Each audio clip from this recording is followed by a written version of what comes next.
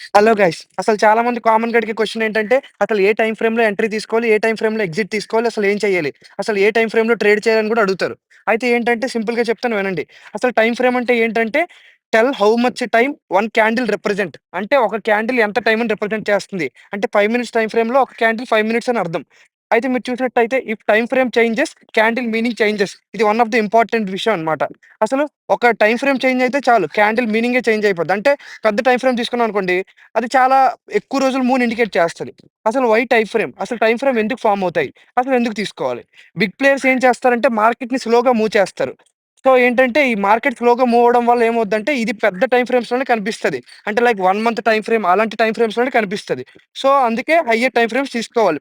అయితే ఇక్కడేంటంటే retail traders ఏం చేస్తారు? చిన్న టైమ్ ఫ్రేమ్‌లో ట్రేడ్ చేస్తారు. సో దీనివల్ల ఏమవుద్ది వాళ్ళు నాయిస్‌లోనే ట్రేడ్ చేస్తారనమాట. అంటే పెద్ద మూవ్స్‌ని క్యాచ్ చేయలేరు. అంటే అసలు టైమ్ ఫ్రేమ్స్‌ని 2 రకాలుగా విడదీశారు. అయితే ఎందుకు విడదీశారనేది కూడా గుర్తుపెట్టుకోండి. టైమ్ ఫ్రేమ్ బట్టి ఎంట్రీ, ఎగ్జిట్ చెప్పొచ్చు. అండ్ మార్కెట్ యొక్క ట్రెండ్ చెప్పొచ్చు. అయితే ఫస్ట్ అసలు లో టైమ్ ఫ్రేమ్ అంటే ఏంటి? లో టైమ్ ఫ్రేమ్‌ని ఎంట్రీ, ఎగ్జిట్ కోసం తీసుకోవాలి. అయితే లో టైమ్ ఫ్రేమ్‌లో ఏముంటాయంటే 1 minute, 5 minutes, 3 minutes and 15 minutes candles ఉంటాయి.